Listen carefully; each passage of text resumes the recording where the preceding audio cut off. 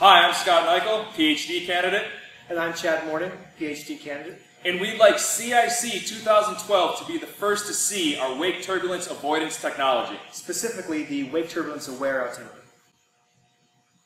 A flying aircraft disturbs the local atmosphere through which it flies, creating a turbulent vortex at each wingtip known as a wake vortex.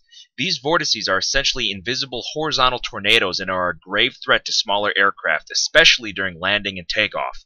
Accidents related to wake turbulence have resulted in both loss of life and aircraft destruction in the United States and globally. Currently, no cockpit instrumentation exists that tracks wake turbulence. We present a prototype of a novel flight-tested instrument that dynamically tracks wake vortices and presents this information to a pilot in real time. We have created an augmented altimeter strip that conveys potential wake turbulence hazards to a pilot in real time. Telemetry data between all nearby aircraft is exchanged wirelessly using the FAA's NextGEN Automatic Dependent Surveillance Broadcast Protocol. This protocol is currently being adopted worldwide and will become mandatory for all major airports by 2020. Using position and orientation of nearby aircraft, we dynamically construct conservative surfaces bounding wake hazards. The pilot is informed of these potential hazards via a simple addition to the traditional altimeter, minimizing pilot training and requiring no additional cockpit space.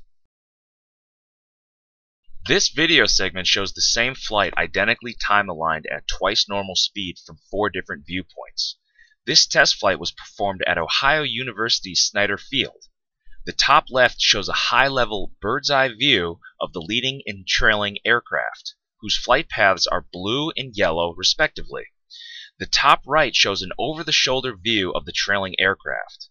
The bottom shows 2 views of the primary flight display of the trailing aircraft. The bottom left shows the blue and red ribbon segments of the leading aircraft, while the bottom right shows what the pilot would typically see using a standard primary flight display enhanced with our augmented altimeter. Our augmented altimeter is shown on the side of the primary flight display to the right of the green pitch ladder and compass in the bottom 2 windows. Wake turbulence is tracked and computed as shown in the upper left.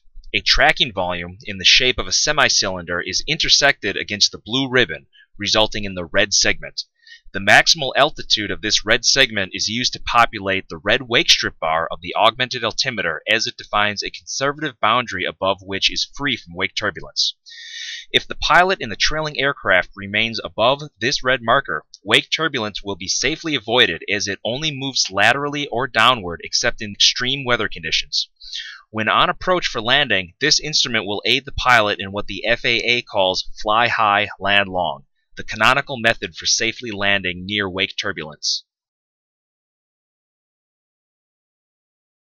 The geometry of the intersection volume can be dynamically altered based on the current maneuver. For example, a cone could be used when an aircraft is on a final approach to an airport with multiple runways.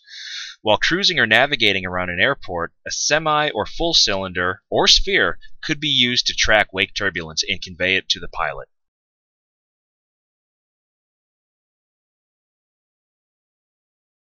This augmented altimeter will save lives, reduce aircraft destruction, increase safety of general aviation, remove burden from air traffic controllers, create jobs for device production, and integrate well with the FAA's NextGEN vision.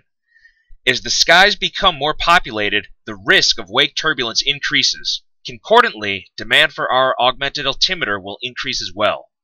Avoiding hazardous wake turbulence will not only save lives, it will also reduce wake-related aircraft damage and destruction, which increases overall aviation safety. Furthermore, air traffic controllers will be alleviated from the task of informing nearby aircraft about potential wake turbulence. Producing this device and selling to avionics manufacturers will create much-needed jobs in our area of Appalachian, Ohio. If widely adopted, our device may eventually become mandated by the FAA, and even more job creation would result. From Ohio University's Avionics Engineering Center, we'd like to thank you for your time.